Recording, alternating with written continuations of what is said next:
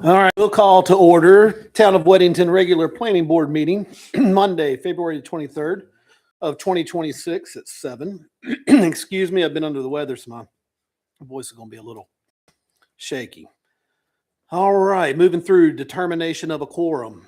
We have it, correct? We're good. Conflict of interest statement. In accordance with the State Government Ethics Act, it is the duty of every board member to avoid conflicts of interest. Does any board member have any known conflict of interest with respect to any matters on the agenda? If so, please identify the conflict and refrain from any participation in the matter involved. Nope. No conflict. Nope. All right. We're moving to the approval of minutes from December the 15th of 2025. That should be an easy approval. We get a motion. Motion to approve the minutes as presented. Second. I'll second.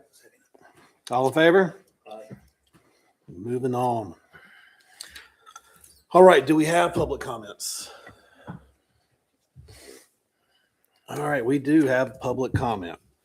So individuals are going to be allowed 3 minutes to speak and must only comment on current agenda items. A maximum of 30 minutes is allocated to the public comment period. The time limit may be extended at the discretion of the chairman. All right, Mr. Imran, you're our only presenter.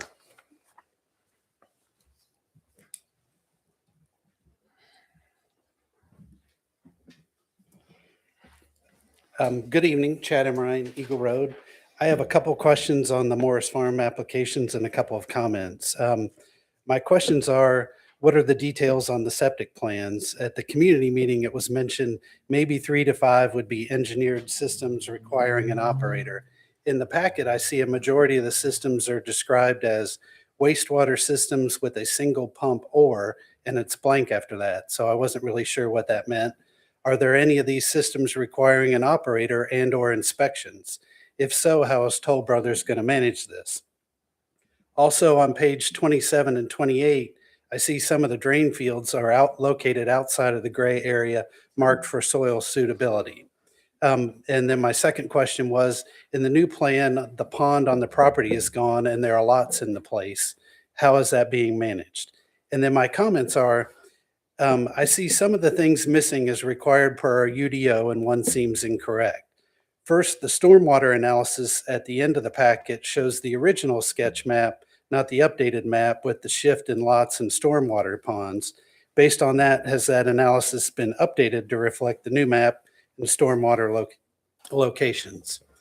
Second, I don't see items like the Union County school email that we see the impact on school capacity, and I don't see the required entrance plan. I see a map labeled landscape plan showing where the trees on the street would be, and the buffers marked, and our UDO requires a detailed entrance design for all proposed access points.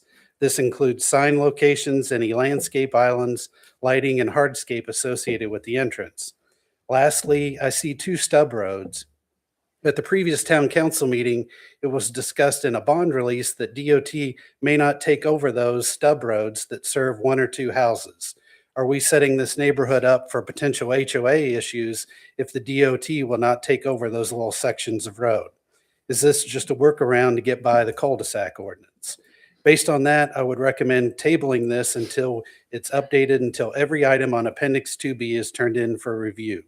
Toll Brothers has had issues in 3 neighborhoods in Weddington, including Bromley, Enclave, and now Luna. We want to make sure everything is validated to the nth degree if we're going to approve another Toll Brothers neighborhood.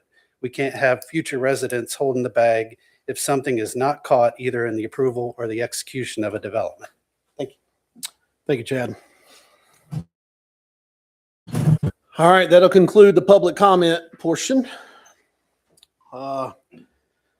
Moving down the list to old business.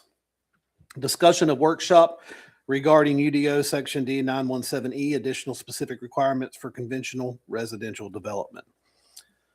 I feel like we need to push that one until we have a full to actually talk about, right? Our little workshop and when it works. I did a couple of those. I think we're pretty. Yeah, Mr. Chairman, I would recommend that we move that agenda item or postpone that agenda item till the end of the meeting so that we can address the subdivision first and then kind of group all the code text amendments afterwards. Want to make a motion? Yeah, I make a motion, we adjust the agenda to move that further down the agenda after we discuss more.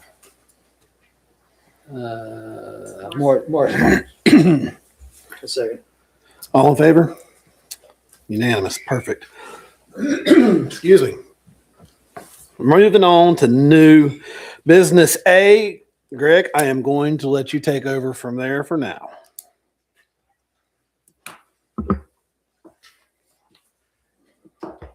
Thank you, Chairman, members of the Planning Board.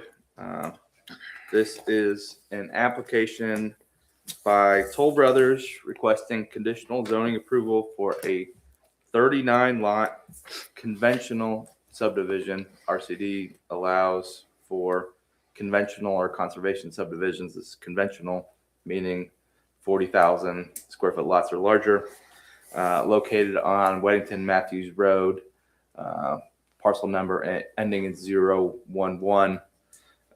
This is a agricultural or farm property that is approximately 94 acres, and some of the site plans it references is 92 something, 93 or 94.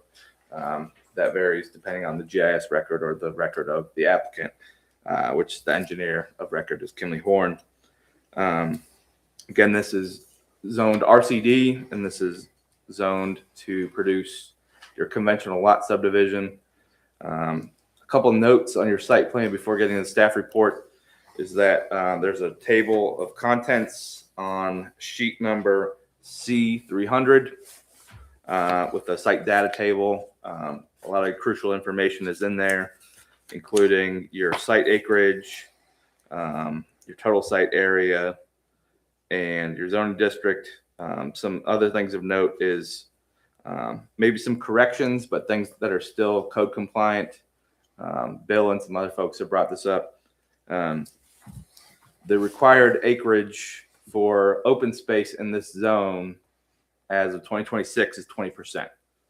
At the time of application, which could date back all the way to a TIA, which was submitted in early 2025, would be 10%. So if we just want to err on the side of caution and say that they must meet current standards of open space, you need at least 20%.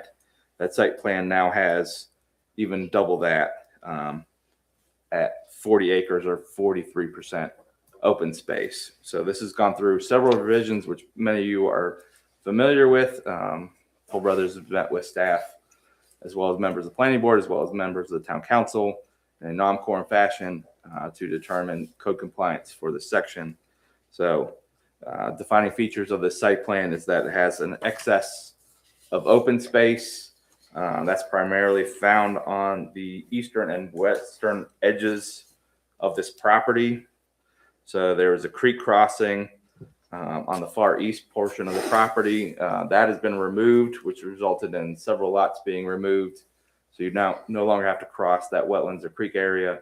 That solves a couple issues in reducing density, reducing impact to environmentally sensitive areas, and reducing tree removal. There's also a reduction of lots on the western portion of the site to the southwest, where there was previously some panhandle or flag lot lots that were located there. That's where the majority of the trees are located on this site. Again, it's because it's majority agricultural. That's now open space. There's two BMPs, one to the west and one to the east, and some of the drainage patterns are shown on the site. There is a existing farm pond or existing kind of agricultural pond that's on the site that would be removed or drained. I think it's worth raising those questions and concerns at this stage of development at the planning board to ask how that's going to be done. It was addressed in public comment as well as comments from other members of the public who has contacted staff and you guys. But otherwise, this has gone through multiple revisions. Some of those revisions were to address the number of cul-de-sacs that are proposed on the site. Technically speaking, there are three, one on the west and two to the east. And there's also kind of some grid format that shows up abutting Bonner Drive. Bonner Drive has been a question since the inception of this proposal. The most code compliant site plan would have a connection to Bonner Drive. Bonner Drive is platted to show that it connects or has potential for future connectivity. Staff has recommended that in our staff report, but I've also addressed that in the staff report, saying we are sympathetic to that neighborhood, and that if it were limited to an emergency gates or something with a Knox box, Knox lock, that there's potential there. But that could potentially affect if it's a public or private road, because you're providing a gate to that road. So the most code compliant option would be leave the connectivity, but it is something to address publicly, particularly in the town council phase, whether that connection is appropriate at this location. Otherwise, our goal is to get as code compliant as possible, and that's why there's been multiple revisions, and many of those revisions removing things like cul-de-sacs, which we are trying to limit as our UDO prescribed, previously being 1,200 square feet in linear length for a road, and now it's just 500 feet. Other defining features of the site plan is the access to Weddington Matthews Road. There is one ingress and egress point on that road.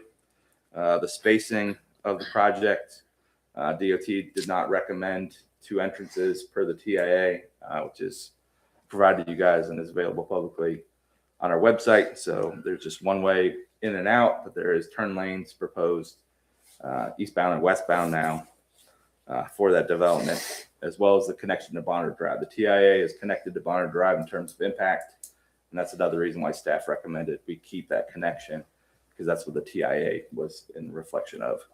Even though we've reduced the number of lots since that TIA was produced, the TIA reflected that there would be a connection to Bonner. There's also a existing stream that would have an 100-foot buffer located at the southern portion of the site. So as our public comment reference, this was the previous site plan.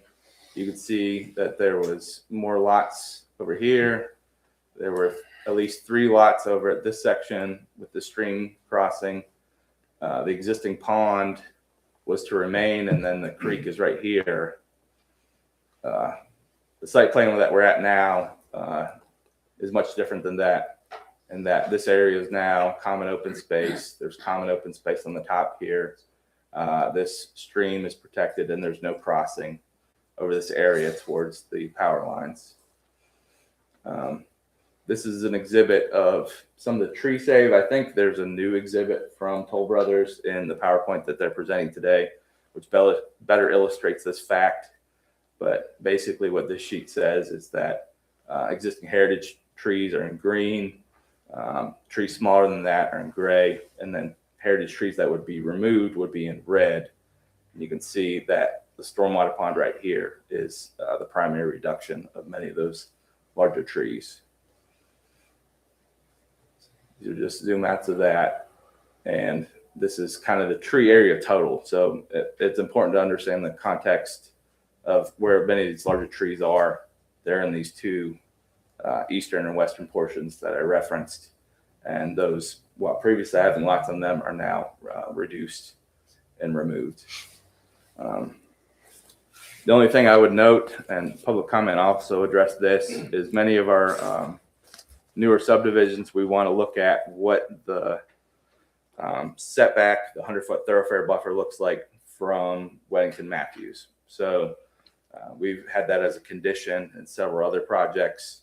I think that's an appropriate landscape plan to show how that 100-foot setback is applied here, particularly because there's no existing trees along that portion of road. So as a condition, I would say that there should be kind of a landscape plan or thoroughfare plan for that stretch. We also denote this potential connection as a condition of approval. And lastly, excuse me one moment.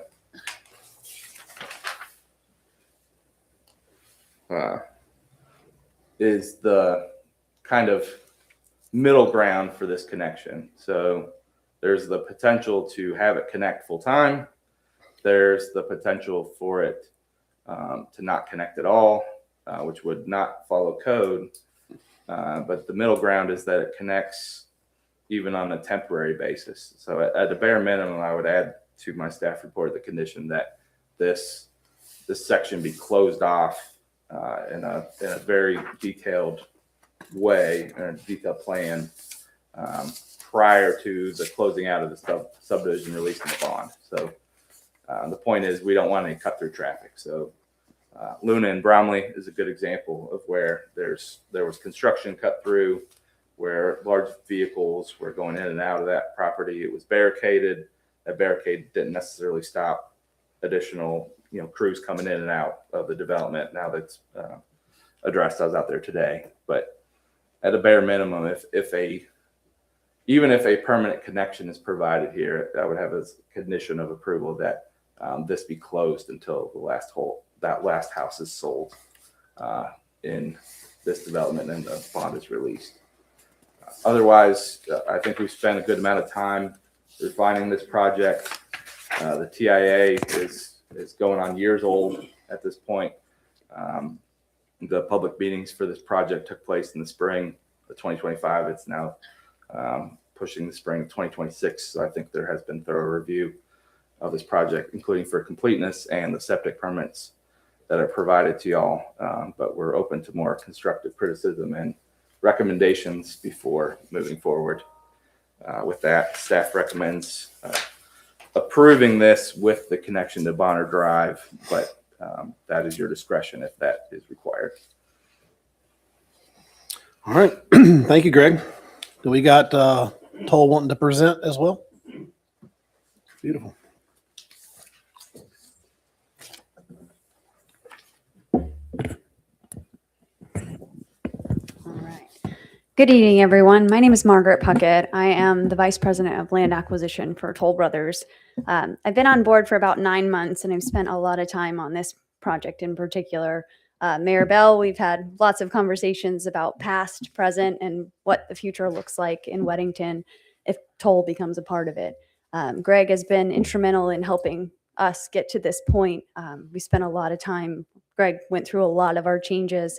But tonight I'm going to go through this presentation, highlight what the plan looked like previous, what it looks like today. I've got some images of architecture in addition to some of those buffer plantings, our entrance monumentation, some of those things that I know are concerns of the constituents in this room.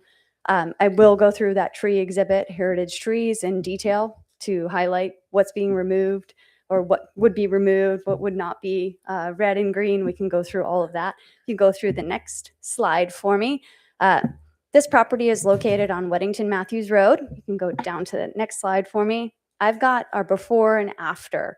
That top plan is actually our very first plan that showed 47 home sites on 94 acres.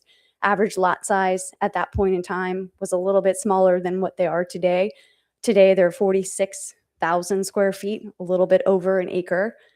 Greg hinted and highlighted, but today we have 40% or 46% of the property as common open space. Our home sites today, there's 39 on the plan, and we really spent a lot of time eliminating areas of concern, particularly on the north side and the south side, eliminating crossings. We avoided trees where we could, and we really spent some time trying our best to Bonner Drive was a great example. We really tried to meet the demands of the neighbors next door, in addition to taking advice from planning board. So before and after, 39 home sites versus that 47 that we started with. Want to highlight some of the work that we've done to improve our landscape architecture and our monumentation.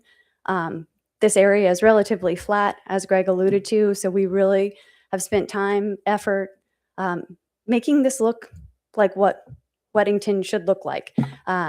If you go to that next slide for me, really enhancing what that entrance will look like. That 100-foot area along Weddington Matthews, we intend to make this look like this picture. Our goal is to make sure that we're working alongside Mayor Bell the town. Greg, you've been very helpful in giving us guidance, but we really have done a lot to make improvements from what we started with where we are today. That next slide.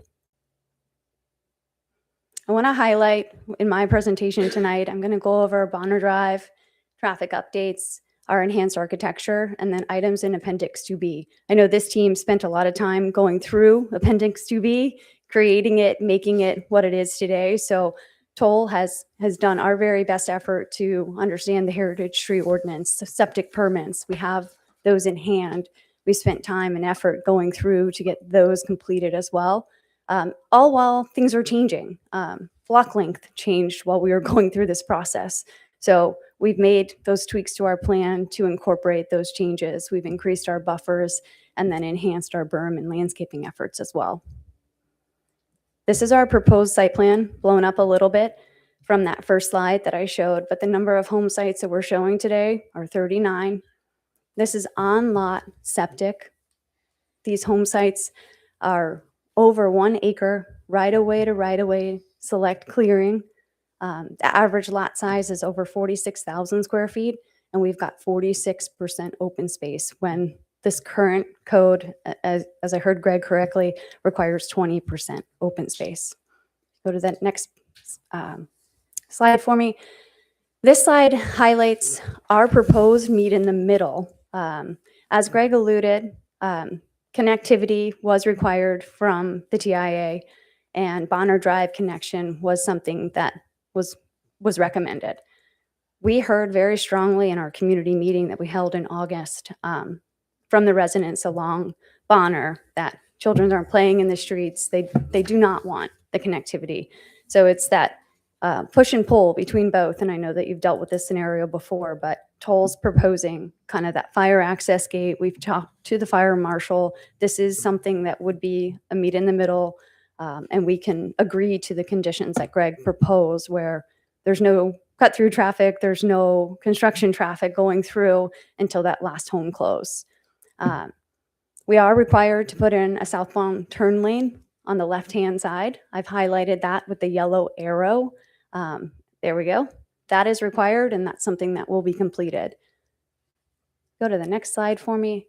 I know that Mayor Bell, Mayor Pro Tem have spent a lot of time even walking our Luna model with us. Enhanced architecture is something that was very important to them.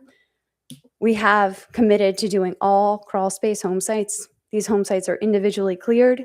We have enhanced, and you'll see on the next few slides, enhanced four-sided architecture. Go back for me. New elevation designs. We have brick exteriors, and these homes will all be side-loaded with 3 to 4 cars, garages. Here's one plan. These homes will range from 4,600 square feet to 6,300 square feet. In this presentation, I'm going to show some rear elevations in addition to some side elevations. I know these pictures, depending on how you're looking at it, could look a little flat, if you will, but bear with me as I'm going through the presentation, rear and side of the Rosella floor plan. If you go to the next slide, this is the Halstead plan. This is a 3-car courtyard plan. If you go to the next slide for me, it shows that side elevation, mostly brick. I would say 90% brick on the side of that home with a few exceptions. And then I've thrown in that floor plan as well, so you can see what the back of the home would look like from the street. It's not going to be flat. There's a lot of articulation in that floor plan. This is a Briarcrest floor plan. This is a 3-car side-loaded home. If you go to that next plan for me, I've actually included the roof line on the right-hand or left-hand side. So you can see all of those shapes, if you will, are angles of the roof. So it is not a simple build by any means. That home is going to be pretty complex from the top. And then you can see that home is 95% brick on the rear or that side elevation. This is the Kensington plan. This is actually a 4-car courtyard plan. You go to the next slide, again, that roof line and the side elevation of that home. You go to the next slide for me. This is the Winthrop plan. This is actually a great floor plan, primary down, very, very large home, 3-car side load with the option to add that fourth. If you go to the next slide for me. This home, again, from the side, full brick, and that home lives extremely well. Very, very popular floor plan, but it's 5,500 square feet, 4 to 5 bedroom with the ability to go up to that 5 bath. This is the Silver Glen, full brick on the exterior, again, that roof line, and then the side of that home as an example, predominantly brick. We went ahead and put some streetscape images together. So if you were pulling into our community, this is what you would be looking at. So you'd be looking at a full brick facade of a front home. You'd be seeing the side loaded garages as you pulled into the community, but predominantly you're seeing brick homes, which is what Mayor Bell has made very clear. On the rear, you get that articulation, landscaped, more consistent with what traditional Weddington looks like. If you go to the next slide for me. I know that one of the comments during public comment had to do with our septic permits. If there's any specific questions, Robert, my counterpart, can help answer some of those questions, but we do have what's required under Appendix 2B to have septic permits in place. The primary area of that septic field is highlighted in purple. I know it's hard to see. And then that repair area is highlighted in green on the site plan. If you go to the next slide for me, I know there was a lot of discussion about heritage trees. I'm going to do my best to go through this exhibit. I've got 3 versions of this site plan that you'll see. What you'll see change is the color of the dots, but bear with me as we go through it. The existing heritage trees on this site are highlighted in green. I have a total, let me see in my notes here.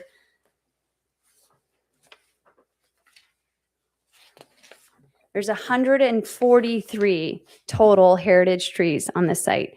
And a heritage tree, as defined by the tree ordinance in Weddington, can vary. A tree as small as 5 inches all the way up to a tree greater than 12 can be classified depending on the tree type as a heritage tree. Of the 143 trees, and you can go to the next slide for me because I think it shows our street infrastructure going in. But here you see the 143 heritage trees that are highlighted on the site. Go to that next slide for me. This actually shows in red the 22 total heritage trees that are being removed or being proposed to be removed from this site. 3 of which are in building envelopes. They're in the bottom right-hand corner, and they're in areas that, based on septic, based on the home site itself, they were very difficult to work around. I'm not saying that we absolutely cannot find a way, but there's 3 heritage trees in that circumstance where they're inside of building envelopes. The remainder of the 22, the 19 are in our stormwater management area in the center of the plan, and they're clustered pretty much together. So of the 143 identified on this site, Toll is removing or proposing to remove 15.4%, which is only 22 trees. If you go to the next slide for me, this actually shows holistically all of the trees on the site. So there's 1,187 non-heritage trees on the site. 184 non-heritage trees are being proposed to be removed, 15.5%. And then there's 1,003 non-heritage trees being saved. In addition to the trees that are being saved, Toll has quite a plan of adding new trees. Once we are active in a community, we have street tree requirements in addition to all of our supplemental plantings. So in addition to what you're seeing here from what we're saving, we also have 237 street trees that would be planted on top of 518 supplemental perimeter buffer plantings that are not even shown on this plan. So I want to highlight that we've done above and beyond what we feel like is normal for this type of exercise to save as many trees as we possibly can. And 22 trees is what we're removing or proposing to remove as far as heritage trees go in this community.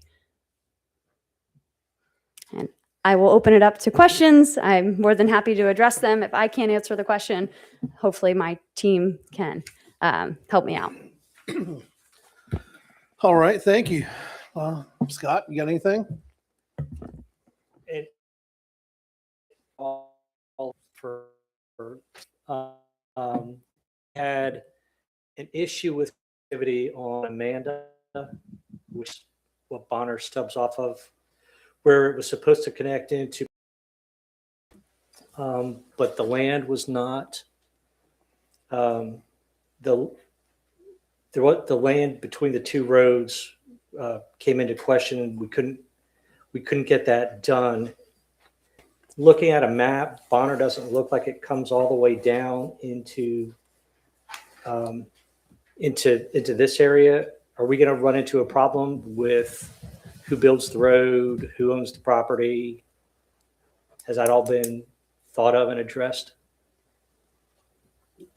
So there's a difference in how the pavement is aligned today versus how it's platted and is recorded on record. So the final plat for this development shows it going to the property line. There is right of way going up to the property line. The asphalt as it exists today does not go all the way to the property line. I'm sure that an extension of several feet is feasible by the applicant to do that connection. I don't think we would require residents of Arbor Oaks or people on Bonner Drive to pay for that extension. But to your question, there's not a gap. There's not a middleman gray area land. It's butted right up.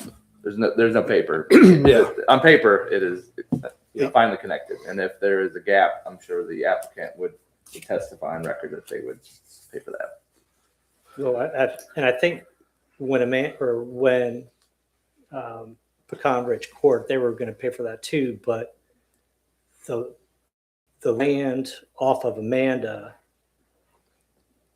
again, the road did not go all the way up to the property line for Amanda Drive, and that was where the problem laid. Is there a problem with the fact that Bonner is not up to the property line?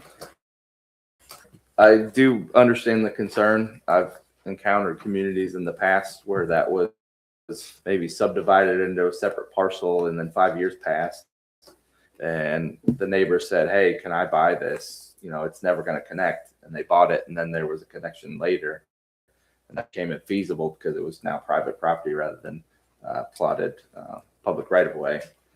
That problem hasn't been encountered before, but this is a public road right of way up to the property line. Is Bonner a state maintained road? Yes. Yeah. And these will be state maintained roads. Yeah. These They're are gonna be proposed built to be that state way. maintained. Right. Yes.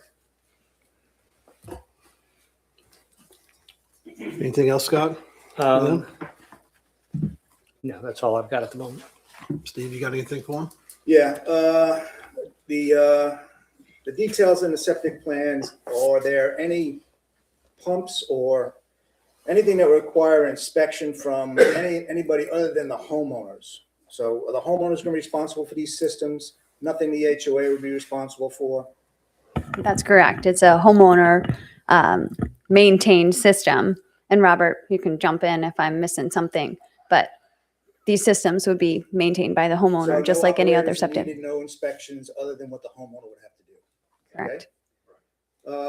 Stormwater analysis, has it been updated? Do you have an updated stormwater analysis? Is it in here? Okay. The school capacity letter. What about that? Is that in this package? So we did notify the school board and we had a conversation with them, just preliminary, about capacity. We ran out of time with that conversation and are scheduling another conversation with them. All right, that's a part of Appendix B, so you gotta have that, all right? You gotta get that in. The entrance design, you showed an entrance design, and the, I guess that's a 100-foot buffer landscape design, but that's not in here. We can include it and add it into that and into your, Yeah, just make sure that Package. he's got those, because that's what we got to hold you to, what you're going to submit here. okay. The stub roads, do you know of any issue with the stub roads where the DOT would not accept those for state maintenance? I have not come across that. That comment was new to me today. Is there a possibility that you could get some kind of letter from the DOT that says, hey, yes, if you build these to the right spec, we'll maintain them? We can definitely entertain a conversation with them. So typically, what mitigates that is based on not having those improvements up to the property line. Like we stated earlier, the right of way today does go to that property line. The only variance between what you see in this plan and what is existing today is a cul-de-sac that resides on the adjacent property. But our intent would be, as we kind of communicated earlier, is that we would make sure we have full improvements contiguous up to that property line. Okay, And to answer your question, yes, we could actually get verification from NCDOT. that's what we would like to have. And talking about also the two stub roads that end flat, I'm sorry. the two stub roads that end flat, we just got to make sure those can be built to spec, and state maintenance can be taken over for those as well. That is accurate, correct. And everything that we're seeing here is being proposed for state acceptance and maintenance. Okay, so if you could get, before you go to the council or get some information from the DOT that says, yes, we will maintain those if you build them to spec. Correct. Yes, we can definitely do that. You're talking about just making that a condition of approval. Correct. It can be, yeah. Yeah. Let's see here. Steve, if I may, yeah, I think that's acceptable. You could see that two houses are served off of this end. Yeah. And there's not necessarily, maybe this one house is served off of this end. We had talked about this corner, and I addressed this in the staff report. This is something that could have stubbed out to this parcel right here, but that would have created another kind of dead space and common area that, maintenance was unclear. I'm good with it. things I like just that. want to make sure that the state can take them over and we don't hand it to the HOA to do it. Understood.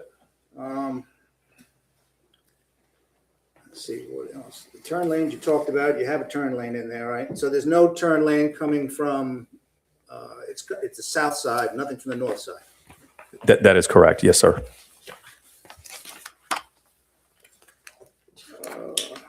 You're going to provide the fire access gate. You're going to build that the way you spec it here. You might want to get that into this as well. Okay. Yep, we could.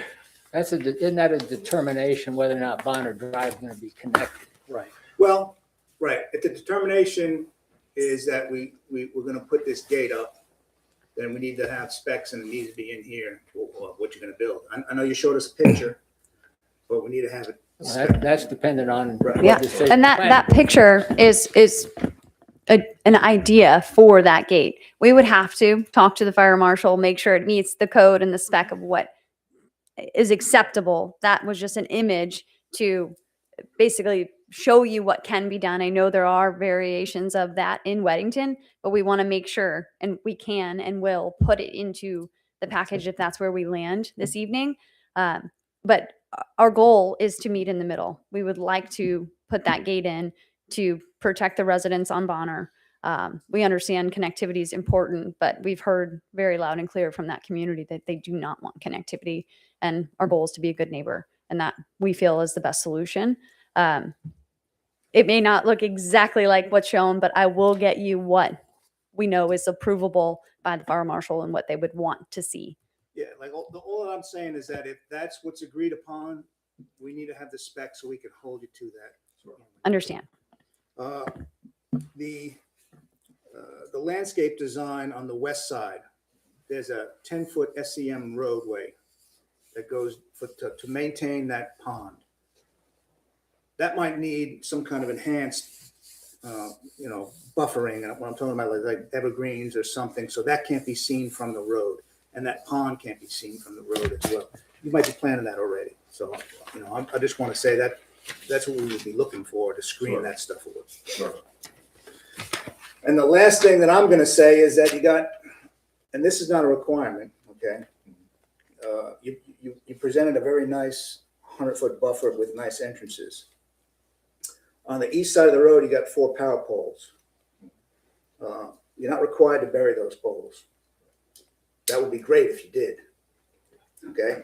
Also, to get power to the other side of the road, Union likes to go overhead. It would be great if we went under the road, right? So we can enjoy that beautiful landscape you want to put in there. Going down Weddington Road. I agree with you. And if possible, our intent would be to go underground. Okay, and it's not, there's no ordinance to that, but the council can, it's negotiation, so things can happen. That's all I got. Okay, I just got a couple of things. I'll start by saying, if we were going to the strictest level of Exhibit 2B, you wouldn't be before the planning board because we require all of the drawings to be the same scale of 1 inch equals 100 feet or less. Yours are at 200. That's a small thing, okay? It's just for future reference. Having said that, since the planning board and Toll Brothers started working together a year and a half ago, God knows how long ago, it was a very, very rough, I'll call it relationship. Some of it on your guys' part, some of it on the town's part. Since that time, we've made a lot of adjustments to the ODO, providing clarity, getting things in place. And bottom line is, I would say I want to congratulate Toll Brothers on this presentation, Robert and your team. Very good job. Very good job. And I appreciate all the work that's gone into it, working with the town. And I want to give you compliments for that, because I know you've been beat up a lot over the last years on some other subdivisions. So if you're doing nasty, I'll tell you you're doing nasty. If you're doing good, I'm also going to tell you you're doing good. And I think you've done real good on this. I just have a couple questions. And one is it addresses one of the stub roads we talked about. And I don't know if you can do, I have it on drawing 701. It's page 45 in the packet. But I don't know if you can pull that up, Brad. But if I look at that stub road, it's on the west side. And this is just a question I have is, no, other side. Yep. Yeah, there you go, right there. And I'm looking at that, and I'm not a builder, but if you did on that, I don't know the lot number. On the 34. South of the step, right there, that one? 34. Yeah. If you did a mirror build of that house, in effect, move the house to the left or the west, put the driveway would be on the other side. I'm thinking a couple of things. One is it takes that home. Anyone coming down that road at night, their headlights are going to be shining right into that house. And I think if you did that shift, you'd take it out of that headlight line of sight. And I'm also thinking it would allow to eliminate that stuff. It would just be an L left turn. The only downside I could see is you then end up with 2 driveways next to each other. I mean, I've got a couple situations like that in my neighborhood, and there's landscaping or trees in that area. So that was just a discussion I had for you guys and for the planning board. I looked at that too, and I don't know that you even have to mirror it, but you just take away the stub and make it a longer driveway that loops around in place of it. Because I do think you might have an issue with NCDOT. We've had some neighborhoods in the past that have had small, and they were cul-de-sacs, but they were relatively short, and they didn't have enough homes for NCDOT to actually take it over. So you might want to consider, I think, like Bill was saying, just make that, just make that a right turn. And then you can have, instead of the road stub, and just have the driveway kind of pull around through there. It would probably save you some infrastructure costs. So, You follow what I was saying on that, Robert? I do. We're definitely receptive to that. I think one of the things that we afford in this case is that, as we alluded before, these are large lots. Correct. There is probably a little bit of grace relative to where we place the homes on each one of those lots, whether if they're side-by-side driveways, it's still going to feel as if there's ample room between each. I think the other thing that we afford in this project is that the topography is fairly gentle, so we're not really stifled based on what direction the driveway sits. So probably the best thing for us to do is definitely to explore that. That is one of the things that we do try to look at from line of sight in headlights too, because we want to be very cognizant of our homeowners as well. So that was just a suggestion I have. I don't know whether it's something, I don't think it's something you make as a condition, but. Sure. that you guys- These are side load garages? Yes, sir, that's correct. So that was one question I had. Then the other one is on drawing 702, which is page 46 in the packet for the council. And that's basically, I'm coming over to the stub road on the other side, be on the east side. And this one, I'm trying to kind of accomplish the same thing. And I'm thinking, if the home on the bottom of the stub could move to the left. Now, if you look at that on the drawing where your septic is, I think it would move into it some, so that wouldn't work. So I'm thinking, is there any way, maybe it could move a little bit to the left and the home up top could move a little bit to the right, line up those two driveways, and then that stub would cut off right where the two driveways are. Just another idea to consider. Like I said, it could the downside could impact the septic field on that lower house. My last one, same thing on 702. Let me see if I've got it here. I don't think it is 702. The one where, yeah, 702. Lot, it looks like the flag lot. Yeah, right there. As I'm looking at your drawing, I'm showing a saved heritage tree right in the middle of that house. Right there. That's green. And unless you're going to have a really weird house with a, No, you're absolutely right. There is a green, no I think you doubt. want to make that red. I think we're probably just illustrating it wrong on this. Excuse me, I'm sorry. I think we're illustrating it wrong on this slide. I think when we go to the other slides, I think we show it as being red. Correct. Okay, I just wanted to make sure you guys didn't get down the road, that tree came down and now you're Yeah, gonna get hit with a big fine. So I'm just looking Correct. out for you on that one. And I had the Thank you. same question on that same house. It looks like you've got a green heritage tree along that driveway line. Just, hopefully you got some room and you can say that, but I just wanted to point that one out to you.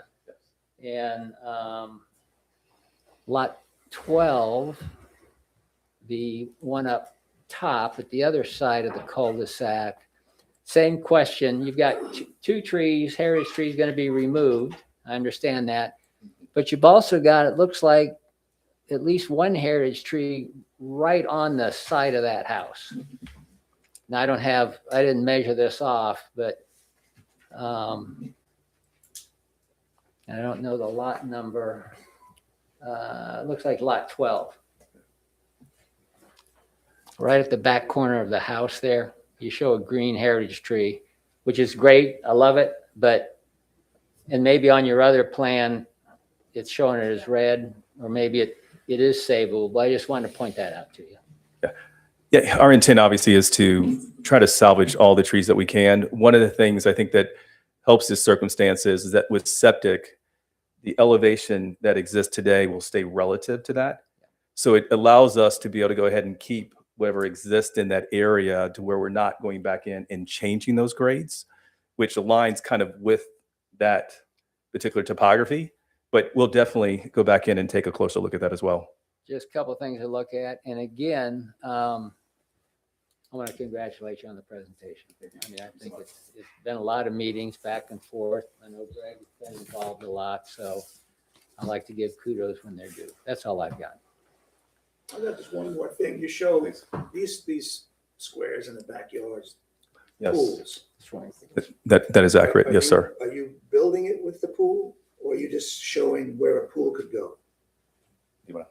It's just where a pool could go. Right, Yeah. in reference to the bleaching fields that you got to put in. That's and right. stuff. Exactly. Okay. Just wanted to show that. Awesome. All right, I got just a few more technical things that maybe can get squared away. So we're going to drain this pond, and is it not created jurisdictional wetlands that you have to have a buffer around where that pond was, or is the pond small enough that you get free and clear that 1/10 of an acre or whatever to disturb? That's correct. And it's a farm pond dating back to, I don't know exactly when, probably the 1950s. Farmer digged it out, had a farm pond. It's actually, it's going to be a beneficial thing for us to undam it, drain it slowly, have control over where that water's going. Because at any moment today, a farm pond, it's just a farm pond. So we really do believe that draining it is the better, safer option for everyone in the area. And it will be done on a slow release and be monitored. Yeah, I'm with Completely. that. I was just making sure it didn't constitute a wetland once it was drained. No. And that you couldn't disturb, or you had to buffer or mitigate with the Corps of Engineers. All right. They alluded to the entrance plans. They got me there. And it looked like you have how many floor plan types? Was it 6 or 7? There's 6 shown in this presentation. We're actually working on one more. Mayor Bell requested a plan that is north of 6,000 square feet. So we're working on that. It's not complete yet. I didn't have it ready for this presentation, but we will have it for council. And are our streets curb gutter? Sidewalk as well? Yes, yes, it is sidewalk. Okay. One side, right? Yeah, Sidewalk. it's just showing one side. I just saw a little bit of heavy grading on the road. I just wanted to make sure we could get the street trees in. Yes. I'm going to say on some of this that as we go through it, I think we've been holding everybody to a tree survey, like a real tree survey, stamped, sealed, legends, all that. I would say that we need to condition that these come with a tree survey, showing all of them per our tree survey requirements. You've got it already. They just need to put that on paper. Should be a good condition to have by the time it's there. That way you can see all of the trees. To the engineer, we had a similar situation where we wanted ditch type streets. They went in and once they became the SCM had to have the ponds, NCDEQ required that to be a major, and they had to collect all water on the site. How are you allowed to not collect all water and get bypass on some of that drainage area? And do you know that you can do this? Is this something you can get DEQ to have a letter that can confirm before council that what we're presenting we can do? We don't want it to come back and then you have to do all this other clearing and we're back to trying to get the horse in front of the buggy, because I don't know that it would get approved like the last one did. So I would just want to make sure up front that what you're proposing can be done without collecting all of the water on the site and treating it at a pond. Sure, sure. So that was another one, unless he can answer the bypass part with confidence that he's got it. That was the question on that. On your HydroCAD, I noticed on your drainage area page, let me find that page. You've got your pre-development drainage area at 26.87 acres. Reviewing the HydroCAD, you have the actual drainage area for drainage area 2 in the HydroCAD at 28.87. 2 acre discrepancy. That adds up on the plans to be the 51.4, but that HydroCAD looks like there's 2 additional acres. Which one's right? So I'm not the engineer on this. Oh, sorry. But, yeah, Gotcha. I will do back. So I noticed the HydroCAD was 2 acres different. And I didn't know if that makes any difference but correlating Yeah, both, that I saw that number in drainage area too. It looked like it was, per your plan, 51.4 acres of total, and HydroCAD is 53.4 acres of total. And then again, I would ask to get or assure us that the areas outside of your drainage areas that do run off this property do not have to be treated in the water quality situation, because it is 12 Mile Creek or West Fork, right? 12 Mile Creek. You're eventually going to get to 12 Mile Creek. Yeah. So the other part that the HydroCAD that he didn't have, that part of our ordinance would be, is first the pre and post peak at the POAs at each site. Easy enough. He's going to present that. The other one was, we need 1 year of 24-hour volume control that wasn't demonstrated. So I just wanted the ponds were looking accurate, what we're building. So without seeing that in HydroCAD, I just wanted to make sure that the pond bring that up. The other one was, again, and I think she may have alluded to it, we didn't have our entrance plan. The tree survey, we had a thing in there where you could show us canopy to do canopy preservation, come back from Google Earth, but a mitigation for heritage trees. And I assume what you kind of rolled in was your mitigation for the heritage trees are going to be buttload of street trees we're planting, and all the other supplemental plantings we do on each lot, we're going to make up for the heritage trees we take down, right? Wasn't the that would- mitigation plan per se. That but- would be our intent, in addition to, my understanding is there are fees in lieu that we can pay to, when those trees do come down, we would be responsible for paying for those fees, was my understanding. Gotcha. And we would be willing to do both. Gotcha. Those are, again, just a little bit of the technical stuff. I think we require a landscape plan. Yep. And that entrance plan, I think you can conditionally, we can have both of those ready by the time you go to council, right? I would ask for also if I didn't see a BUA summary. If you just would throw that on for council to kind of get an idea of what's impervious, what we're really running through. You got your totals Yes. and you're well under, I got it. But Yeah, we can definitely do just BUA. more to clean up and make it more apparent when it's seen in the public. Sure. And we're certain at this point, to a degree, that we're not going to be required to have any kind of offsite easements and trying to go acquire something from neighbors. Yeah. Yes, I think we feel very, very confident that we do not require anything else Good. other than what you see that's shown here. Awesome. All contained. All right. You don't have a problem doing the tree survey by the time, correct? Just producing a tree survey that you can throw in the packet. Yeah, that's information that we already have. We can just go ahead and just make sure it's part of the packet, but it's a very, very easy ask. Perfect. I think technical wise, that was all I had. I would echo theirs. If we could get rid of those 2 little stubs, if possible, I would, again, I'm more about the quality of it than getting stuck in some of this. If it makes sense to have it, we got to have. I think you've already implied that you're going to do whatever you can to meet in the middle at Bonner Drive and make that right by them. Right. So we shouldn't have a problem making that a condition. Well, I guess, is that a discussion the planning board needs? I think there's 2 questions there. One is there going to be a connection, permanent connection to Bonner Drive?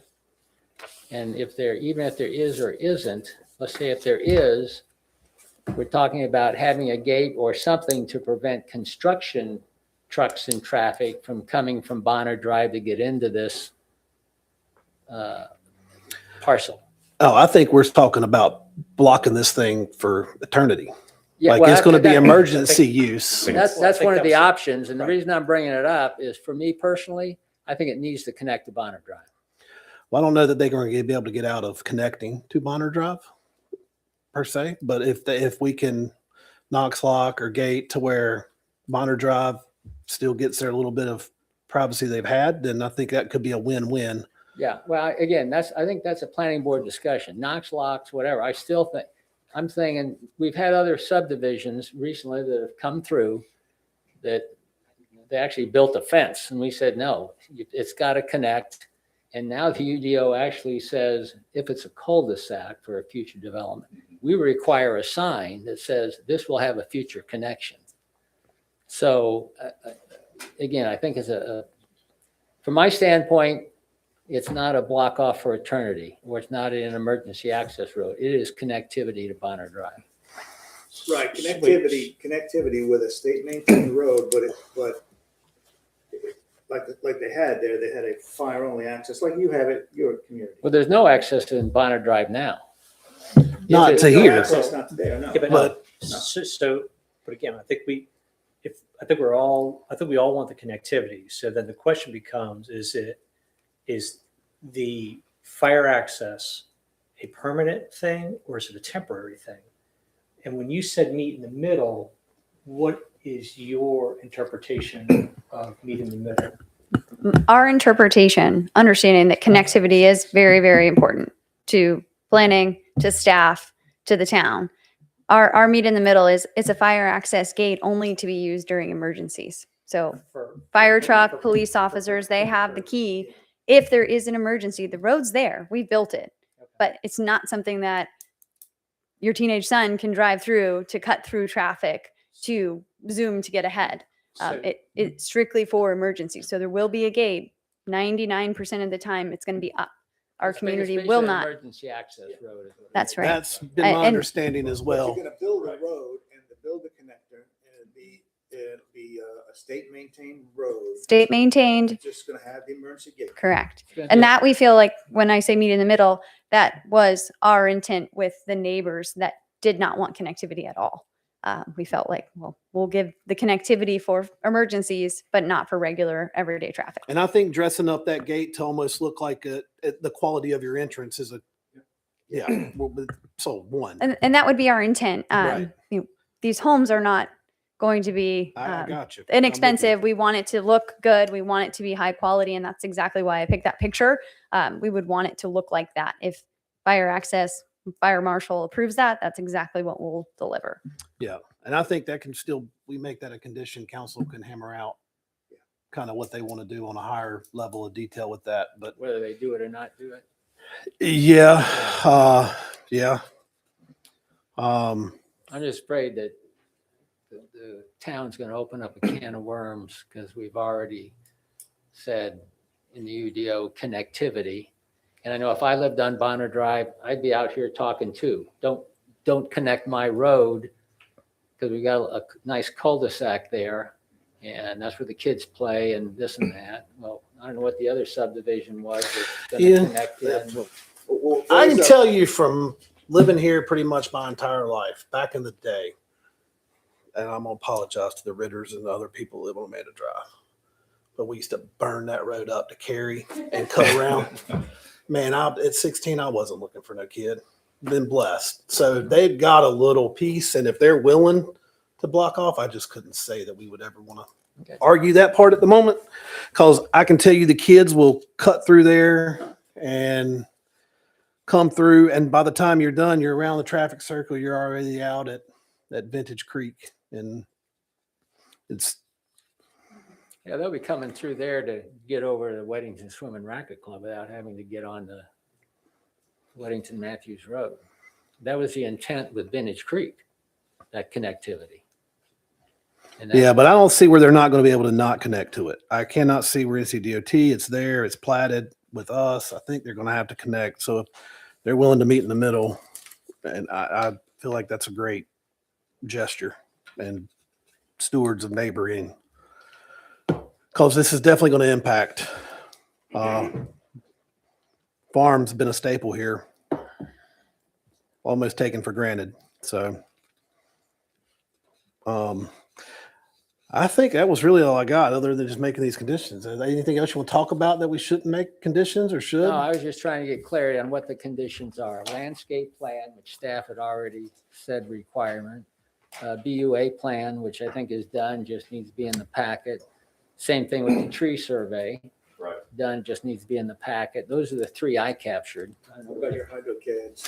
Yeah, get the engineer, and if you need me to send an email, I can send an email. Just get the engineer to check the HydroCAD and check with NCDEQ that creating Right. these ponds, you don't have to clear the whole site and capture all the water from the entire project.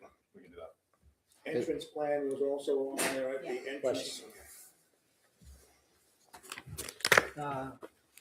I had landscape entrance, stormwater analysis, school impact letter, tree survey, a statement, I guess, on the permanent fire gate with Bonner connectivity, your hydro statement.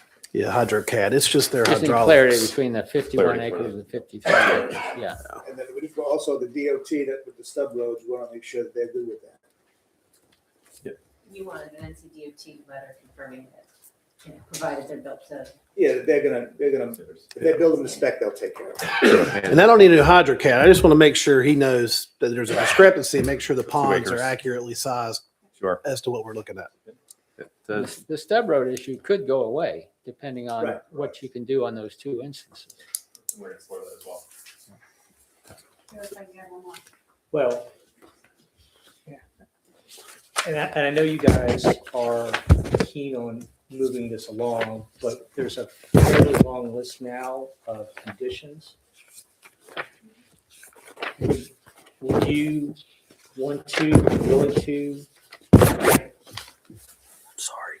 have us hold this off until our next meeting so that you can have a more thorough packet so that there's less conditions that we have to move on to council? Or are you fine with having these conditions attached and then making sure that council understands what we think?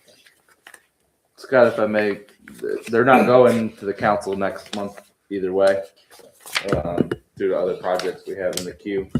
So, that to an extent is up to them, and I'd like them to respond as well. But this isn't going to be rushed in any fashion. This isn't coming before a public hearing until at least April. Scott, I appreciate it, but based on the amount of work that we have and the asks, I really do think that we can go back to the drawing table relatively quickly, definitely before our next council meeting, to have these items addressed. The homework's done. We just got to do some touch-up work. All right. But again, if you're not going next month, so you would have another month to come here, and if it's relatively easy, does it behoove us, council, to have a more thorough packet without all of the conditions to send than to send it with, because you're not losing anything. No, Time-wise. absolutely not. We would be willing to come back if that's,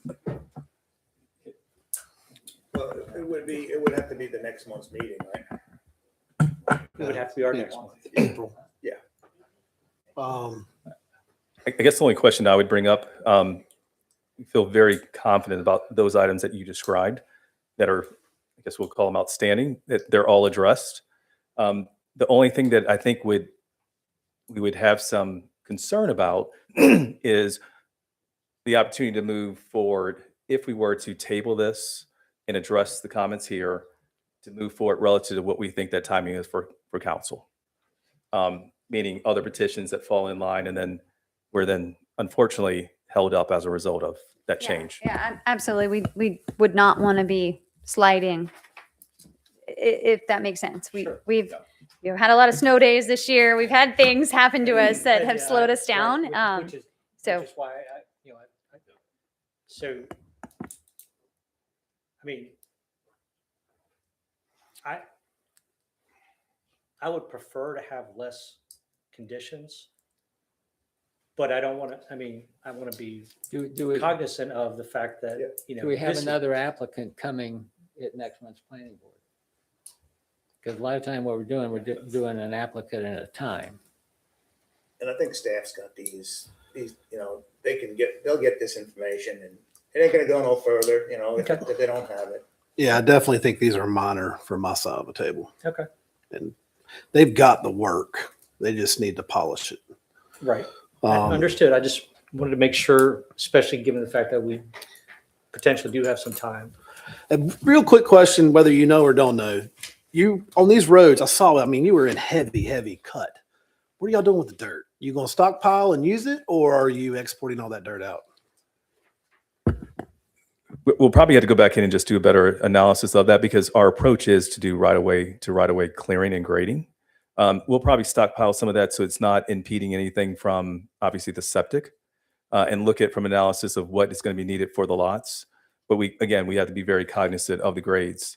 Yeah, and well, that's I saw it and I ran a Right. little thing, and I mean, it was heavy. We- Just for the roads. It is just for the roads. It's heavy. We've actually gone back in. It does balance relative to the overall site from a Oh. holistic standpoint. Beautiful. But again, Well, balance using a hoodoo number, or like for real balance? Like you well- gonna benchmark it? based on the information we have today, because obviously we'll get more into the credibility of the engineering when we go a little bit further. But based on what we can actually take from what are is field run topo, it does balance. Cool. Looking for a motion, Mr. Chairman? Yeah, I guess on the list of conditions. If you I'll want to take- run through the motions with the I'll take a conditions. shot. I make a motion to recommend approval to the council on Morris Farm with conditions. There be a landscape plan completed. Well, hold on, when you say landscape, this is for the buffers, right? The 100-foot buffer landscape plan. Well, This specific exhibit would highlight the view from the road, so the buffer area. yeah, but that's not including the entrance as part of the landscape plan. I was putting both those together. I would include. I would I separate. would generally say if you were standing on this road, I would like to know what this looks like. Yes, and then she also alluded around the edges in the buffer, y'all were gonna do perimeter planning as well, right? For the neighbors. Yeah, let's see the landscape It would of. be great if you could just insert that plan that you put up there into what, so he can, and we can check on you. at the Okay, end. with a That's our condition, intent. with a condition for a landscape plan along the buffer and the entry landscape plan. All the perimeter buffers that you're Yeah. planning to plant so that everybody's aware of what. Of what's coming. Yes, ma'am. Yep. Yes, ma'am. Okay, inclusion of the tree survey in the packet.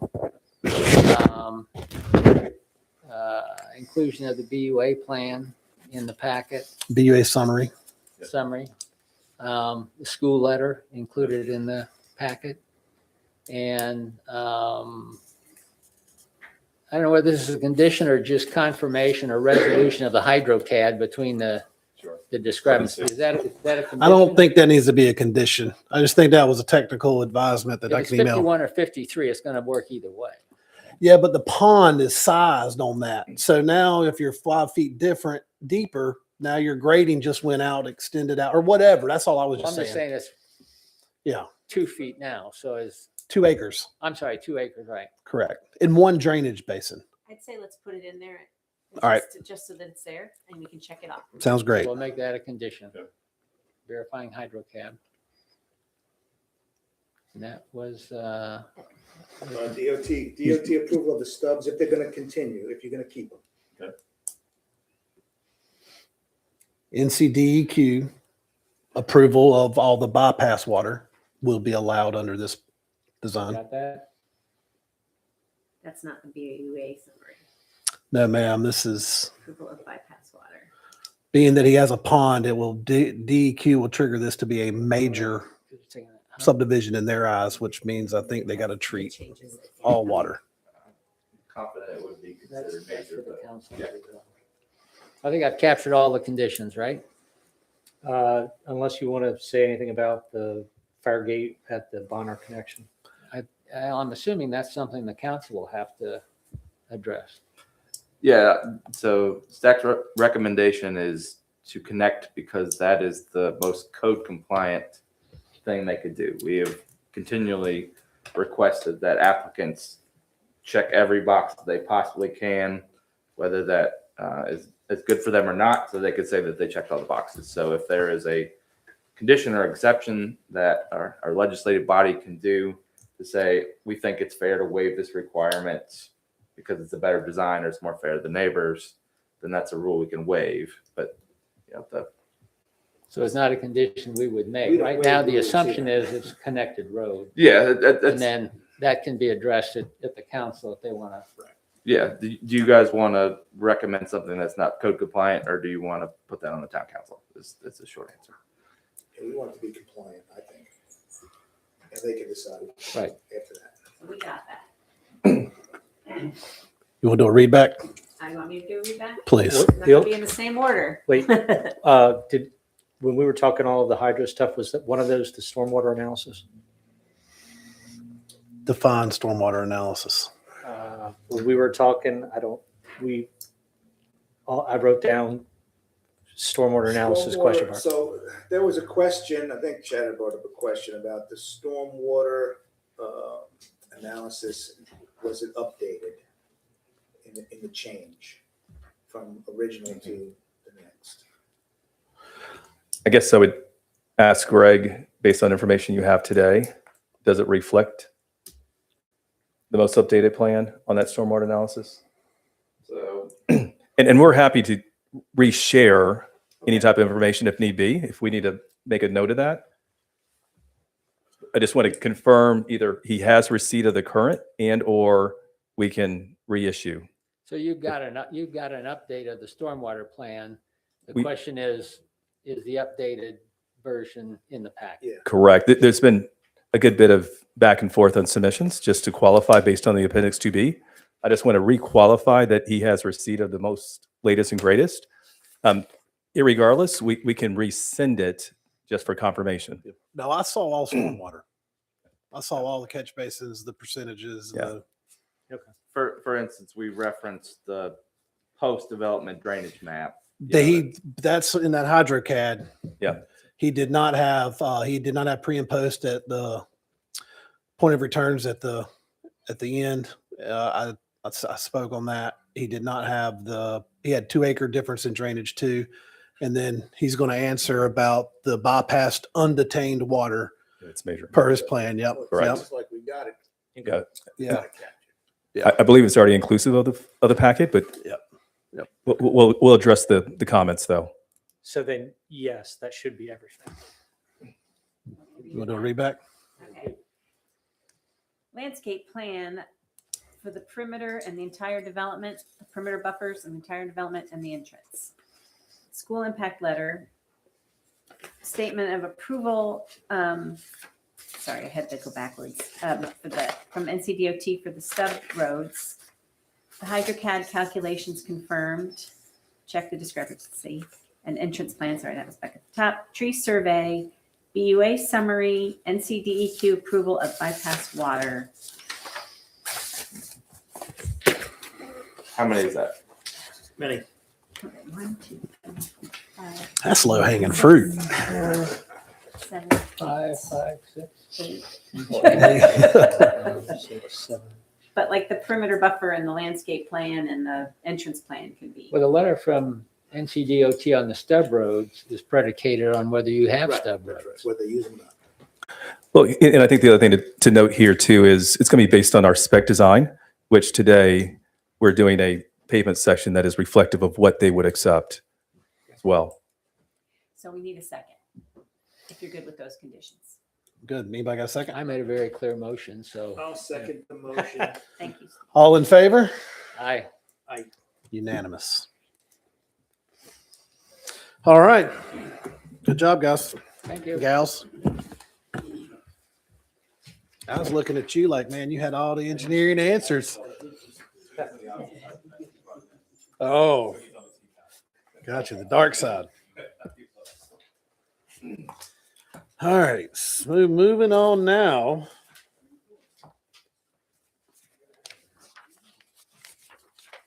Let me get back to my paper.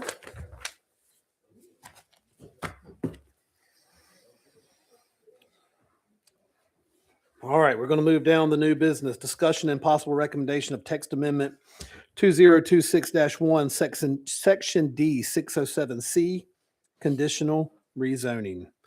Take it away, Greg. Thank you, Mr. Chairman. So in your packet, there's a memorandum that addresses all of these text amendments, not including the old business. for what is proposed. I think everything in this memo is a strike through or quick amendment. I'll go through each because I think each is in a separate section. I want everyone to understand which change is which and which Bless you. text amendment would be required for that. But I think all of these are straightforward. I've worked with Bill over a couple months to get these together. Our objective and an objective of the council retreat is to better bundle our text amendments so we're not slightly changing things every month, as well as for people like Toll. You know, they've had numerous text amendments that have gone through while their application is pending. That creates questions of vested rights and permit choice. So we'd rather have text amendments all done at one time so that we know exactly when they take effect. We knew it would be a moving target though. Yep. So Text amendments are still good. Still recommend them. I recommend almost all of these. The first one, which would end up being a text amendment 2026-1 as a item that goes before the council, is to amend the section of conditional zoning. Very straightforward answer is this references a code section that no longer exists. We would instead reference D917B and its proposed table 8D. So it's talking about what we're trying to prioritize in open space. We now link to a current code section rather than a defunct code section, and we talk about the priorities in that section. So here it is as shown with new text in green and old text in red. This is very simply stating that we're going to reference this exhibit, which Jaslyn, our planning assistant, has worked on for some time now, so that we have a visual exhibit of what open space is supposed to be. So this would talk about your choice as an applicant to develop in the traditional way, which the Toll Brothers project that we just discussed is, or the conservation route. Talks about the lot dimensions, setting aside primary and secondary open space, some other things we talked about in workshops, and et cetera, over the past couple of months. So without getting into the content of this exhibit, unless there are strong opinions on it, this is getting rid of a reference that doesn't make sense to referencing a new exhibit in a section that does exist. And that's staff's recommendation. looks good. Great job, Jaslyn. Pictures Yes. worth 1,000 words. Yes. So, Do we need to get a motion on each one of these as we go through? Yep, but we can go, I'll go through even one even faster. Perfect. Well, I make a motion to accept the text amendment to section D07 conditional zoning. On-site visit and charrette process. 3I. Should I point out the specific text? I got you. I think we're Okay. good. second. A second. All in favor? Unanimous. All right. That was B. All right. Second reference talks about D917A, which talks about private roads and gatehouses. A directive of council is to remove any references that are ambiguous or say maybe or you should instead of you must. This would eliminate a reference to the greatest extent feasible in regards to providing connection and compliance with Exhibit 2B. So this eliminates the phrase to the greatest extent feasible, and it changes the reference of when this would be required. So if you guys remember, we would have subdivisions, we'd approve them or recommend them to the town council. The town council would decide or not decide to approve them. If it was approved, then they'd come back just to show us what the gate looked like. That's an unnecessary step. This would say, as part of your Exhibit 2B application, basically saying as your part of your conditional zoning approval, you have to provide the design of your gate and what have you. So they don't have to come back twice. They can just provide that as part of their application. And it's saying you have to do it, not that you should do it. Don't see any issues. Make a motion. I make a motion to accept the text revision to section D917A G2 as presented. Will I get a second? I'll second. All in favor? Aye. Unanimous. Moving right along, Greg. All right, keep going. This is D917B. I don't have to explain what 917A versus B versus C, D, and E are. We've talked about it at length. This would again remove reference to the greatest extent feasible and talk about your design of the neighborhood green. This is a current topic of discussion at a town council level, as an item has been tabled twice. So I will not go into detail on that current application status, but there has been question about, this is required versus it says the greatest extent feasible. Now we're just saying it's required, period. And then a compromise is that existing trees, like in the thoroughfare, the shade tree planting requirement still count. So as it's defined as a neighborhood green right now, you have to space trees around the perimeter.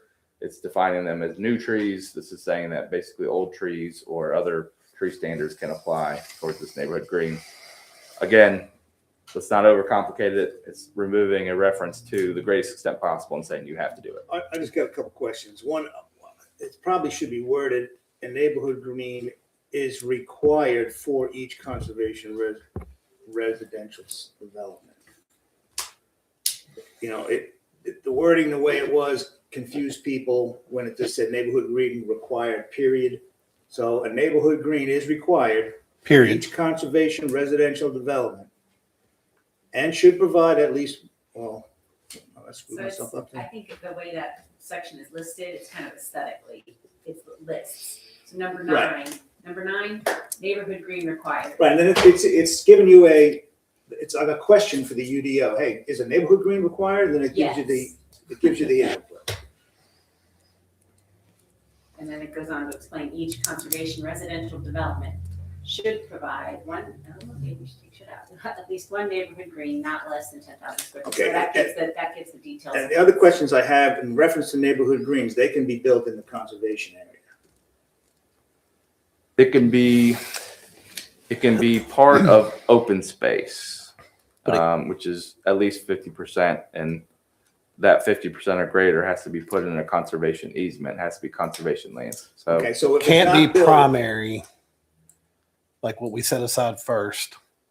So it's going to be in the open space, obviously, of what's Well- left, but we wouldn't. It might not be in the conservation area, right? It might be in between all the houses, right? The green. I'm just getting to the point I'm trying to get to is there any credit for this? It's only a quarter of an acre, a little bit less than a quarter of an acre. Is there any credit? The reason I'm saying that is because smaller subdivisions, that credit may make a difference to a lot. Are we giving any credit for this if it's not in the conservation area? I'd say the intent is it to be centrally located, and no, because we're removing the term the greatest extent feasible, we're not really giving them credit for it. We're saying you have to do it. Well, you have to do it. I agree with that. You have to do it. But are you going to get anything? Are you going to get a quarter acre leeway, maybe which you could put another lot in? No, Not as written. In a smaller subdivision. This is for 6 acres or 6 houses or more. So if it's 8 houses, you have to put a neighborhood green in. You know what I'm saying? Mm. So I'm just trying to say, are we going to give any? There's no credit to give. There's no credit to give. If it's built in the conservation area, it's already credited, right? It's already in the credited area. This is not going to be a standalone lot that they would sell. It would be in the common open space conservation by default. Right. It just wouldn't be in the primary. And the credit they're going to give is actually letting you say, don't mow over 10,000 square feet of trees to plant trees. We'll give you credit for But the tree that are on the tree property owners- around the property. Yeah, that has to, it's a tree ordinance. I'm But just there's saying towards- the never intent for neighborhood green was to give someone extra density bonus or lot count bonus in the threshold of, The zoning by default is giving them something. It's giving them lots that are half the size of. yes, or now Oh, 20,000. now 20,000. Yes, Yeah. but yeah, Any other discussion? yeah, good. We got a motion? I got a motion.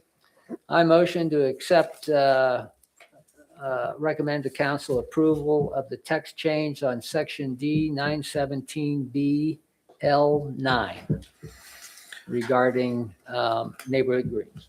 We got a second? I'll say it. All in favor? Aye. Aye. 2-1. It passes. All right, last one is talking about lots in floodplains. I'll talk through this. In your packet, there is a reference in this section right here that says 5,000 square feet. Let's just say the staff doesn't recommend that. I'm not pushing that forward. We'll keep that at 10. Staff's recommendation is we just get rid of this word basement. Even that's about as minor of a text amendment as you can possibly do. But that's what has been presented to staff. And I think that's reasonable to remove the word basement, but otherwise I wouldn't Now, touch Well, this. it's It says twice. Yeah, basements in basements there, and right? basement. So is that what you're saying? Just have it say it once? Yeah, that's Okay. basically removing the typo that says Yep. basement twice. All right, can we get a motion? So the Remove basement. basements. 917DC is not part of this motion. The only part of this motion is removing the redundancy of the word basement. Right, okay. I make a motion to recommend approval by the town council in section D 917EDB. Can we get a Removing second? A duplicate word. Second. All in favor? Aye. Pass. So that concludes our new business. So now we are going back to our old business. Quick question. If this is going to be a long discussion, do we want to give any of our guests the opportunity to leave without being disruptive of the meeting? If y'all want to leave, you better go now. You guys don't enjoy sitting through these planning Yes, board thank you. meetings? Good call. That's a good call, Scott. They're sitting there just waiting for this to be over. Been there, done that.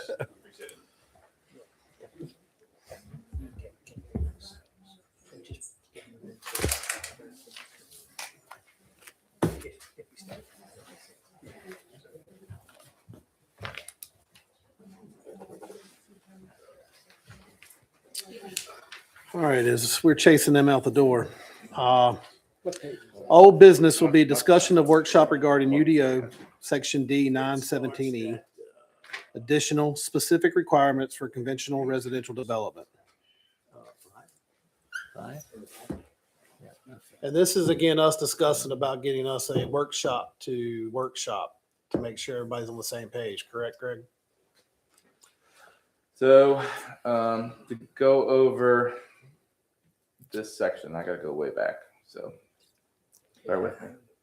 My freaking Outlook crapped out on me.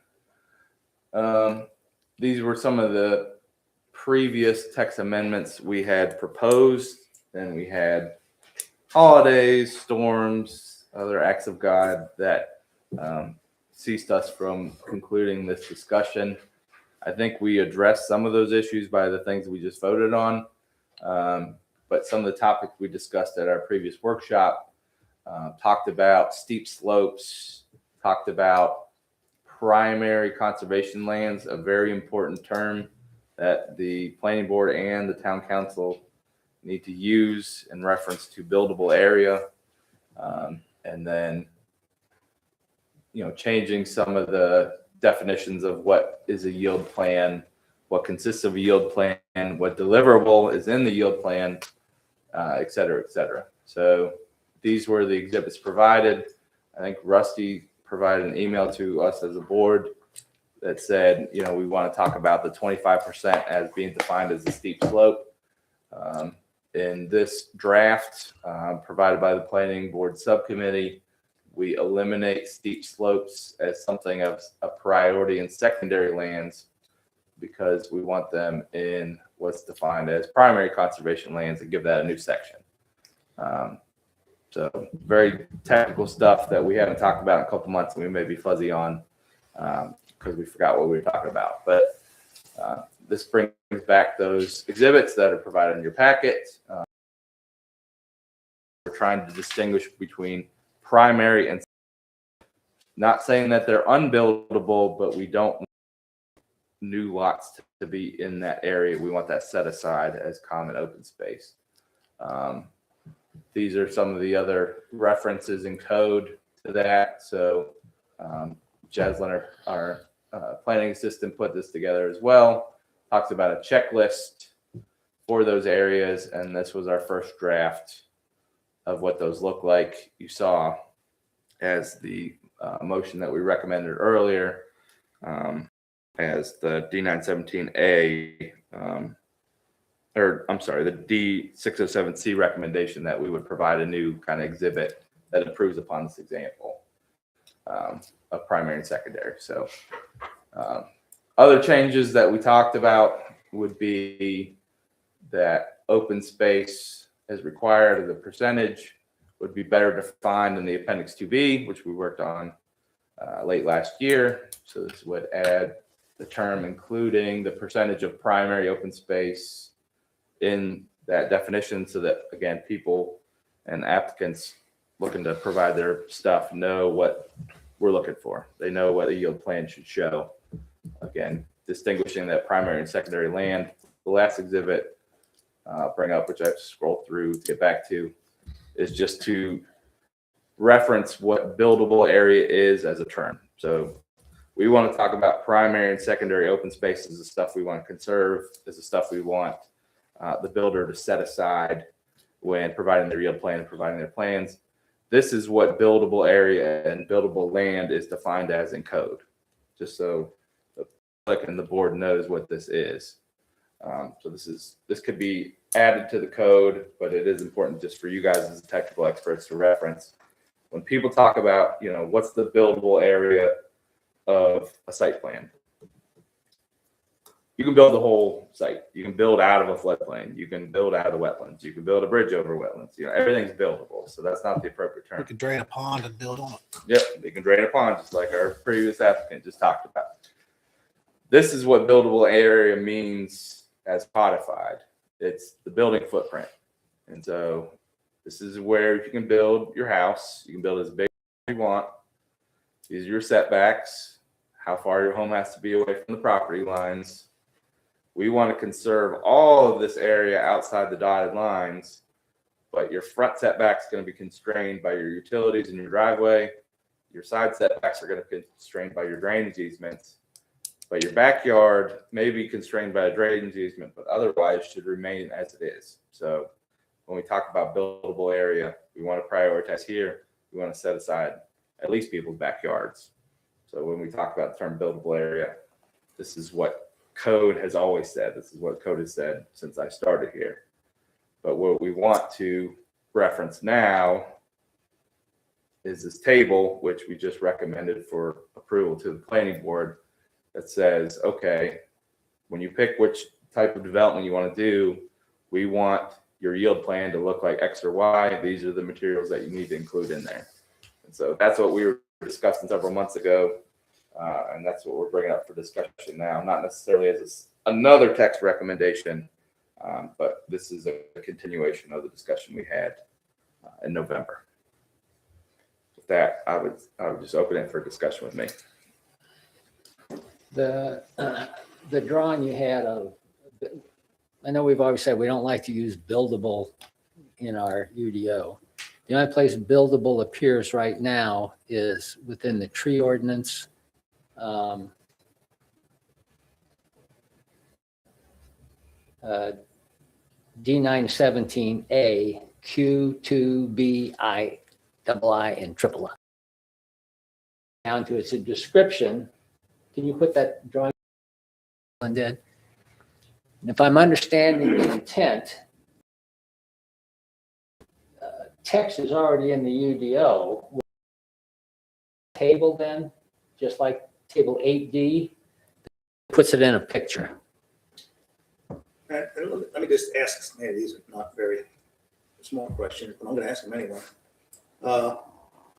It says buildable area, but to me, I look at that and it's a building pad, right? Because my house can go anywhere in that red. Correct. Building pad, building envelope. Building You're legally pad. I can allowed to move build in to that. this corner, to that corner, to the front corner. the Maybe back building, corner. I like building envelope. Yeah, yeah. I Well, think that's- building pad, the actual pad where the house is built, the building Building envelope. envelope is the whole entire thing. You can put your building pad anywhere in Right. that building envelope, which is the buildable area legally by zoning. If you had to get outside that area, now you're violating zoning. You're coming for a variance, asking Right. for a side Right. setback reduction or something. So in the context that he's using buildable area, or buildable area, buildable envelope, but I would say going to a picture is probably an easy resource for most. Yeah. So. I mean, I like your term buildable envelope because it basically defines it by the setbacks versus buildable area. That envelope's got a cut out of it. It's not really square. Well, they've been stealing mail everywhere. Stamps missing.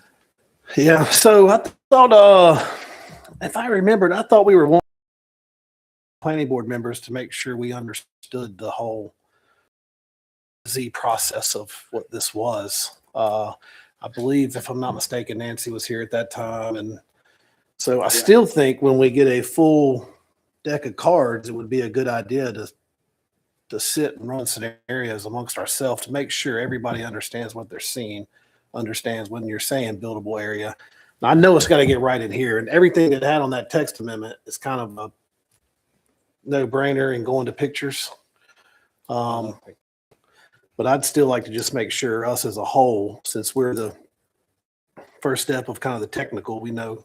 So you want to have a workshop? Well, that's what I thought we were trying to do at this one point of this was, I thought Rusty was going to bring his handy dandy crayons and give us some. I think we're Pictures. Yeah, we were going to cause draws too. Now, we did have a workshop already. Did we? Yeah. we did, and But I thought that was going over this. Yeah, yeah. that's what it well, was. the They direction want us the to direction the finish it. planning board was taken was just as we defined in table 8D, floodplains, hydric soils or affect ponds, steep slopes are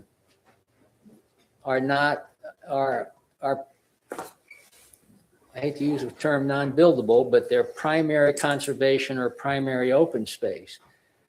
And then in a discussion with council members, the council member said, well, I don't care if you got a 40,000 foot lot, and if you've got steep slopes or a floodplain behind it, and it's a 60,000 square foot lot, then that's okay. Well, that's a totally different direction than what the planning board was going. And after further discussion with the council person, I thought we were back on the track of, which to me is a simpler track, of none of those defined items can be on a lot, with the exception of, that's why we have D917E in there. Yeah, but that's in the subdivision. Yeah, Yeah, as you newly create a subdivision. right. Agree. Because this is new too. This is, we Right. haven't seen this before. Well, This- she's been working on. Yeah. Yes, This is just taking we the saw the text- first version and knew that she was going to create some pictures and some. Yeah, this is basically taking the text and again, putting a picture. A lot better picture than the one I put Good save. together that you guys gave me a bunch of crap over. So Jaslyn did a great job. So, Yes, so it's old business, so we had to bring it back up. I got you. But my hope was really just to get us back up to speed. I don't think there's an urgency to make a decision today, particularly because we're missing a couple people. But So then we table it to next meeting? Or do you want to have a discussion on it with the planning board? A workshop? I really think a workshop would be beneficial if we've got new planning And even right here between us, we've got a little bit of, Yeah. if you take one and just go from no time constraint, we can sit and talk and show from start to finish. Because again, we're not trying to say that steep slopes in a yard is not what we want, but we're trying to make what land is usable in these conservations to be good land and not go ahead and just get crap lots out of something, especially with conservation, because you're already giving up a smaller. It just is better use of if you're going to go with a smaller lot. Do we have a time frame on the vacancy being filled? It'll be appointed at the March meeting. The next year. So we So, want to meet after that, I would guess. So are you, Yeah, so because that way we can make sure Rusty gets here, Amanda gets here, and then the new are you one. visualizing a planning board work session? I don't know. I and- mean, I would. So here's where I get lost in this whole thing of being formal and law. I would want to be able to get around here and I can show things, say what I want to say. You say what you want to say, draw pictures. So we're not constrained with keeping everybody at time at night. I mean, even if we could, are we allowed to do it during a day where we have time so that when we do have one like Toll comes, everyone sitting here looking can give technical input and understands the process, not confused that, oh, well, I thought it couldn't be steep slopes, but you can have steep slopes. And then Is, I know I can't speak in council, but is the council clear on the policy they want us to develop these texts for regarding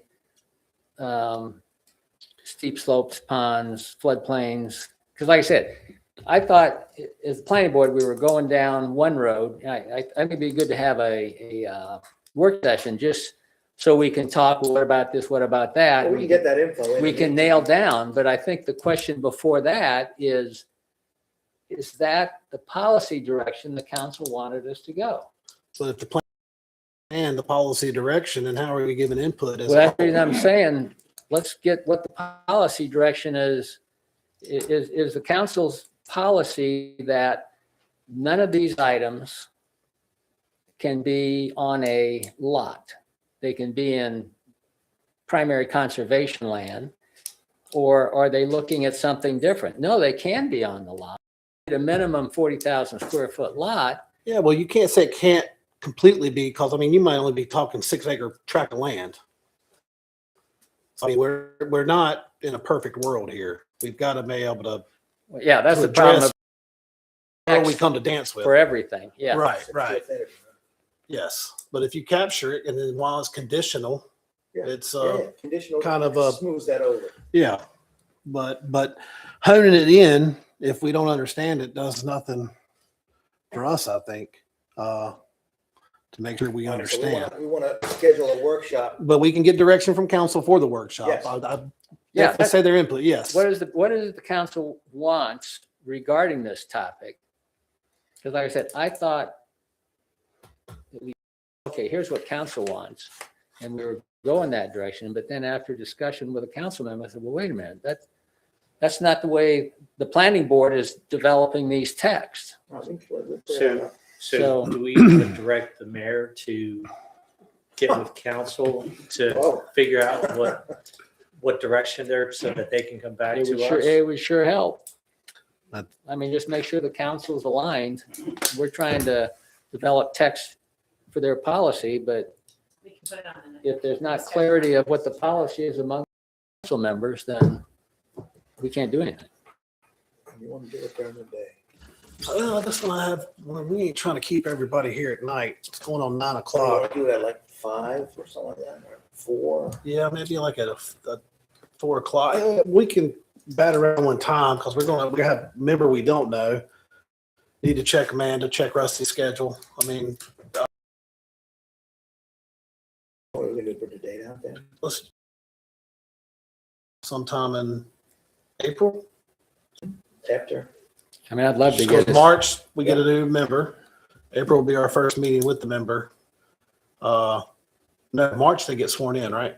Yeah, and I'll be here. Okay, so April will be, All I need is 48 hours. When's the next council We're gonna have meeting? another meeting before this. March 9th? This is February's meeting. Okay, so Staff's feedback is we should wait till we have our full council. I think we want to respect the input of our new appointed member. you said full council, you mean full. Full meeting. board. Full board, yes, sir. Yeah. And then I'm jumping ahead a little bit, but in terms of updates and things, we do have a variance request that has been formally submitted. So we would have a Board of Adjustment meeting prior to the planning board in March. So that will be kind of a long day. Yeah. Having a workshop separate from that has value. I think April's the Yeah. target will be to be determined. Okay. I just feel. Council have enough time Right, that to would give us council- directive. Two meetings, I think, before that, so they would have time to do that, give our new chance to be sworn in and not thrown into a big mess of technical jargon. Yes. And who was on our Board of Adjustments? I'm the Some of chairman. you. I know. Well, I just want to make sure that they know that they need to be here for that. It's nice if everybody. Well, even if it seems like it's been hard Two now. newest people. Yeah, Steve and I are alternates. So it's you guys.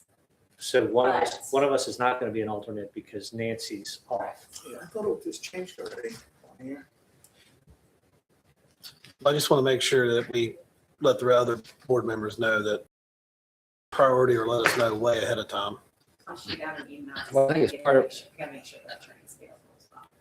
Board of Adjustment. I mean, once we get, I'll say, a clear direction from the council on this topic, as part of our workshop, Got something we're twice. probably also going to have to factor into this the 25% slope that Rusty brought up as a question. Because if it's going to be something other than a 25-foot slope, that's going to impact the UDO as we're trying to put it together. I know we've been working on this for a long time. It's important we get it right. But I go back through my notes to July of last. Confused. Are we? Is council directing us to do away with 25% steep slope? No, well, I don't know what council is directing us on. Rusty brought it up as a topic of the retreat. Showing that. And I didn't hear the council say, appreciate your input, Rusty, but no, we're keeping Steve. I don't know whether that's something we need to factor in. Gotcha. April discussion. Yeah, that'd be good for Rusty to defend his stance and let Rusty say what he's got to say too with him Let's take measure here. out again. Yeah. Oh, Yeah, because that's basically setting the policy, or the UDO would incorporate the policy that whatever the council wants. we want to be singing off the same sheet of music, using the same terms, and knowing what deliverable is provided by the applicant for their yield plan. So what they're taking out is, clearly shown and defined as primary, secondary. That's what we're looking to get to. But Right. there's differing opinions. And Yeah, but I we're thought gonna we get did a there. pretty good job of that. I guess maybe we were headed down a different road. Well, That's what you're now telling me. I don't know. We got to hear from council. We all thought we were going one way. We got to get council to confirm what it is, because like I said, I got notes, I think it was July of last year. We were having discussions on this. And at our last council meeting, which was several months ago, because we've missed like two because of bad weather or different things like that, the planning board made recommendations on the definition of primary open space. Yeah, Right. yes. And we just basically going to take what was in primary conservation land. Meeting would be to, all right, everyone on board, recommend approval to the council. And, I honestly thought that's where we were with that. well, I thought that's where we were too. I just thought there was some of that, people didn't quite understand what we were saying that were on the board. That's where where I I was was trying saying to that- get the clarification with the good work that. So Yeah, on the So- planning board. is there, Yeah. is there any reason, I mean, we're talking in circles a little bit. Is there any reason not to hold this off until we get some clarity from council and the new members? That's what we're going to do, Then- especially if our Yeah. dog hadn't been hunting. Okay, so Yeah. there's really no discussion left. Yeah. Is there, Yeah. as opposed to Well, what we, because, where we because thought we're we were? I mean, conditional it's- zoning, even though this is not in the UDO yet, the council can, in effect, Yep. make it part of the UDO as conditional zoning. But I think the quicker we can get it resolved, get everything in black and white. All right, so do we make a motion to table to April and a date to be determined? Does that make sense? Can I get a motion? So moved. A second? Uh, All in favor? Aye. Oh, see you Easter. All right, moving on to an update from our town planner. Keep this succinct so we can get out here by 9. The town council tabled their current agenda item that's now been pushed to March. That creates kind of a logjam of stuff for them, but I would anticipate a lot of projects coming before you guys. Our intention is to batch text amendments, so we don't have text amendments every month, other than the one we just discussed. But we do have a lot of development interests that would be coming before you in the next several months. So just keep that in mind in terms of attendance, that we have several other applicants in the queue that are waiting for development item at the town council to be resolved before they can apply and go before you guys. That's all I'll comment on for that. All right. The board member comments. Scott, you got anything? No, I just want to thank everyone for being here and being interested in what we do as a first step to moving things along, making Weddington live in now and the place that we want to continue to live in. I want to thank the staff for their hard work and thank the members of planning board for all of our input.